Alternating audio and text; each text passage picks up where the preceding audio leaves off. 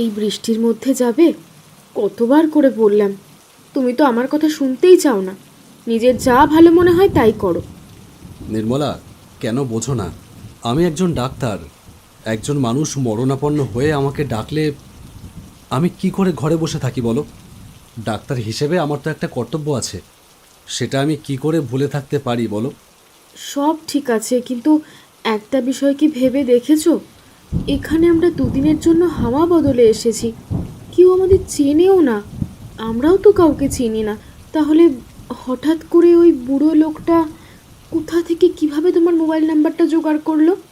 আর কেনই বা ওই রাত 12:30টার সময় তোমাকে ফোন করলো? আচ্ছা, সে কি করে জানলো যে তুমি একজন ডক্টর? এগুলো কি ভেবে দেখার মতো বিষয় নয়? নিশ্চয়ই, এগুলো নিয়ে তুমি ভাবতে থাকো, আমি ততক্ষণে পেশেন্টটা দেখে আসি, কেমন? তুমি তাহলে যাবে? নির্মলা, আমি শহরে থাকলেও ডাক্তার, গ্রামে থাকলেও ডাক্তার। একটা মানুষের জীবন বাঁচানোর চেয়ে বড় ধর্ম আমার কাছে আর কিচ্ছু নেই। তুমি কোনো চিন্তা করো না, আমি ঠিক সময়ে ফিরে আসব। চলি।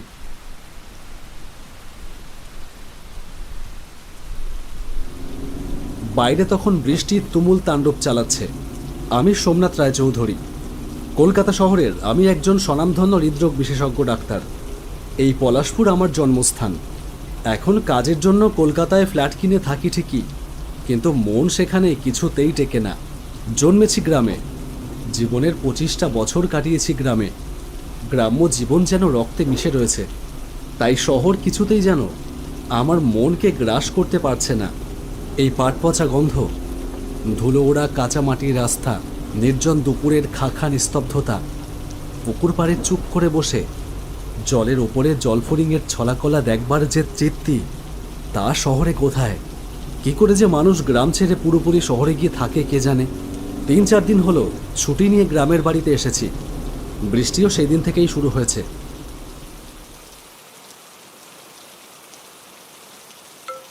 আজ রাতে ঘুমিয়েছিলাম, হঠাৎ একটা বৃদ্ধর ফোন আসে। রাত তখন অনেক। ফোনটা রিসিভ করতেই বৃদ্ধ লোকটা আকুতি ভরা গলায় বলল, ডাক্তারবাবু, ডাক্তারবাবু, আমার মেয়েটারে বাঁচান, আমার মেয়েটারে বাঁচান ডাক্তারবাবু। কি হয়েছে আপনার মেয়ের? জানি না ডাক্তারবাবু, মেয়েটা ঝড় জল মাথায় নিয়ে কাজে বেরোলো। কতবার করে বললাম আজকে যেতে হবে না এই দুর্যোগের মধ্যে, শুনলো না। শুনলে কি এই বিপদটা হতো? কি হয়েছে বলুন না। জানি না ডাক্তারবাবু, মেয়েটার ফিরতে দেরি হচ্ছিল দেখে আমি ওরে কাজ থেকে আনতে গেলাম গেলাম ওর খোঁজ নিতে। সেখানে বলল ও নাকি বেরিয়ে গেছে অনেক আগে। আমি বাড়ি ফেরবার পথে দেখি রাস্তার ধারে একটা ঝোপের মধ্যে মেয়েটা পড়ে আছে, জ্ঞান নেই। আমি কোনো রকমে ওরে কোলে তুলে নিয়ে বাড়ি আসি। ওর হাত পা ঠান্ডা হয়ে আসতে ডাক্তারবাবু, এই গ্রামে তো আপনি একমাত্র শহরের বড় ডাক্তার, তাই আপনারই ফোনটা করলাম। আপনি দয়া করে একবার আসেন ডাক্তারবাবু, আমার মেয়েটারে বাঁচান, আমার মেয়েটারে বাঁচান ডাক্তারবাবু। সেই করুণ আকুতি আর উপেক্ষা করতে পারলাম না। বৃষ্টির তাণ্ডব কমেনি এতটুকু, বরং তা কিছুটা হলেও বেড়েছেই বলা যায়। মাঝে মাঝে এত জোরে বাজ পড়ছে যে ভয়ে পিলে চমকে যাচ্ছে। একটা বাজ এসে আমার গাড়ির ওপরে পড়লেই হয়েছে। লোকটা যে ঠিকানা বলেছিল সেখানে আসতে আর একটুখানি বাকি বোধ হয়, কিন্তু রাস্তাটা হঠাৎ করে দুই দিকে বেঁকে গেছে দেখলাম। কোন দিকে যাব বুঝে উঠতে পারছি না। কি যেন পাড়াটার নাম বলেছিল, সেটাও তো মনে করতে পারছি না। তাড়াহুড়োয় বেরিয়ে পড়ে ভালো করে কিছুই শোনা হয়নি। মনে পড়ল লোকটার ফোন নাম্বারটা তো রয়েছে, একবার ফোন করে নিলেই তো হয়। পকেট থেকে ফোনটা বার করে কল করলাম, কিন্তু কোনো লাভ হলো না। ফোনে নেটওয়ার্ক নেই। একে এই বৃষ্টি, তার উপরে এই প্রত্যন্ত গ্রাম, এখানে আশেপাশে কোথাও কোনো টাওয়ার নেই। নেটওয়ার্ক না পাওয়ারই কথা। কিং কর্তব্য বিমূঢ় হয়ে গাড়ির ভেতর বসে আছি। হঠাৎ এমন সময় গাড়ির লুকিং গ্লাসে চোখ পড়ল। দেখলাম গাড়িটার পেছনে একটা মেয়ে এসে দাঁড়িয়ে আছে। বৃষ্টিতে তার সারা শরীর ভিজে যাচ্ছে, অথচ সে নির্বিকার চুপ করে দাঁড়িয়ে আছে ঠায়। আমি একটু অবাকই হলাম। মেয়েটার বয়স অল্প, এমন রাতের বেলায় বৃষ্টির ভেতরে এমন বিভ্রান্তের মতন সে একা একা দাঁড়িয়ে আছে কেন? লক্ষ্য করলাম সে যেন একভাবে তাকিয়ে আছে আয়নাটার দিকে। আমি যে তাকে দেখছি সেটা সে বোধহয় বুঝতে পেরেছে। দেখলাম সে এগিয়ে আসছে আমার গাড়ির দিকে। গাড়ির পাশে এসে দাঁড়িয়ে মেয়েটা বলল, আপনি কোথায় যাবেন? আমি এই দিকে একটা পেশেন্ট দেখতে যাচ্ছি। আচ্ছা, তাহলে দাঁড়িয়ে আছেন কেন? দাঁড়িয়ে আছি তার কারণ আমি সেই পেশেন্টের বাড়িটা ঠিক চিনি না। ফোন করেছিল পেশেন্টের বাবা, তখন আর ঠিকানাটা ভালো করে শোনা হয়নি। আপনার পেশেন্ট বুঝি একজন মেয়ে, যাকে আজ রাতে ঝোপের ভেতর পাওয়া গেছে? হ্যাঁ, কিন্তু আপনি জানলেন কি করে? আমার বাড়ি ওই দিকেই। চলুন, আমাকে নিয়ে চলুন, আমি আপনাকে পথ চিনিয়ে দিচ্ছি।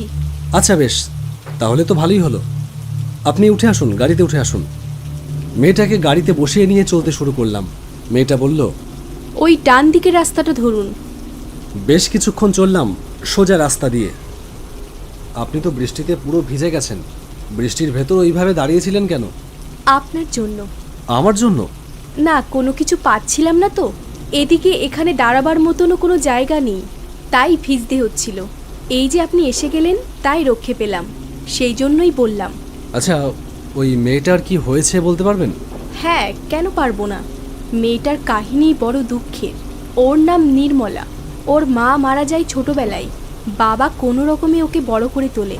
মেয়েটার বয়স যখন 15 বছর, তখনই তার বাবার কঠিন অসুখ ধরা পড়ে।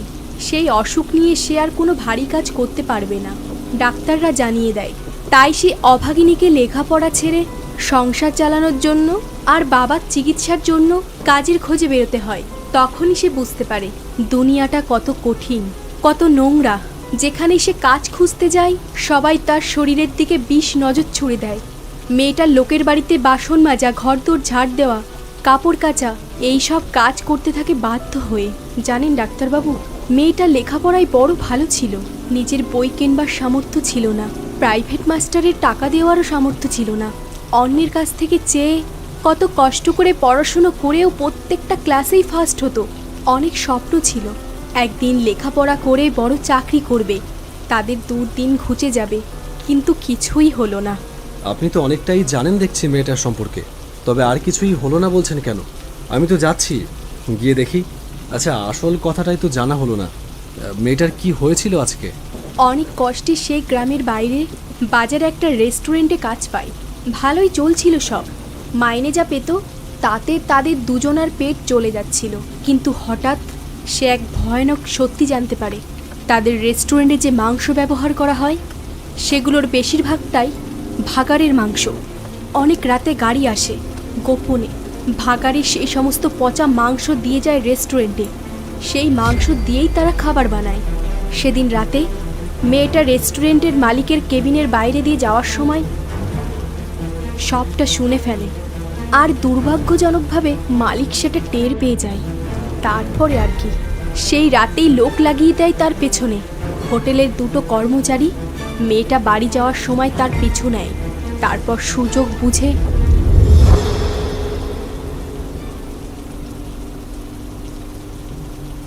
কি হলো, থেমে গেলেন কেন? তারপর? তারপর বাকিটা আপনি গেলেই দেখতে পাবেন। গাড়ি দাঁড় করেন, এসে গেছে।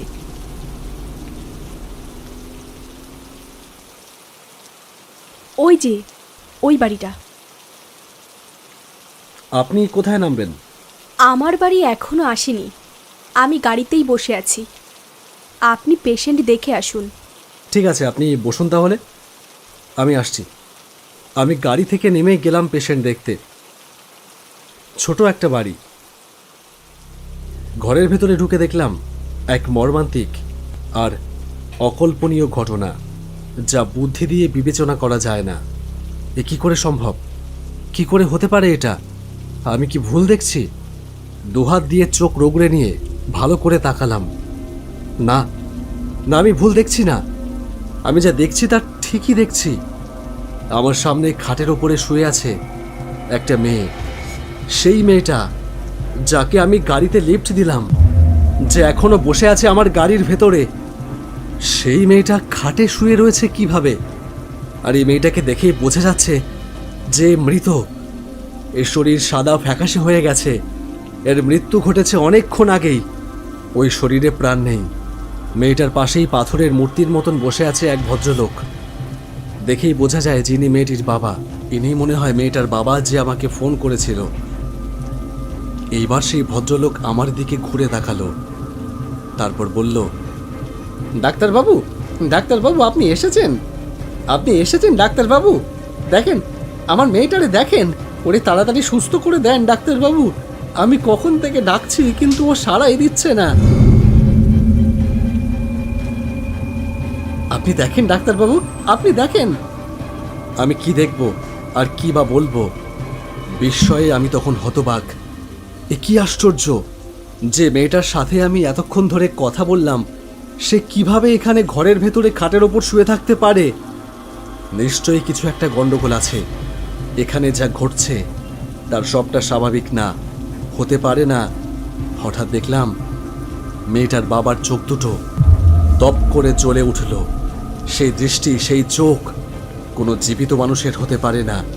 আমি ডাক্তার, বিজ্ঞানের বাইরে কোনো কিছুকে আজ পর্যন্ত গ্রাহ্য করিনি, কিন্তু আজ যেন ভেঙে চুরমার হয়ে যাচ্ছে আমার সমস্ত যুক্তিবোধ। ভয়ে কাঁটা দিয়ে উঠল আমার সারাটা শরীর, পা কাঁপছে ঠক ঠক করে। তবু কোনো রকমে ঘরের ভেতর থেকে বাইরে বেরিয়ে এলাম। গাড়ির দিকে তাকিয়ে বুকটা কেঁপে উঠল। সে বসেছিল গাড়ির ভেতর। কাছে গিয়ে দেখলাম গাড়িটা খালি, ভেতরে কেউ নেই। আর দাঁড়াবার সাহস পেলাম না। গাড়িতে বসেই গাড়িটা স্টার্ট দিলাম।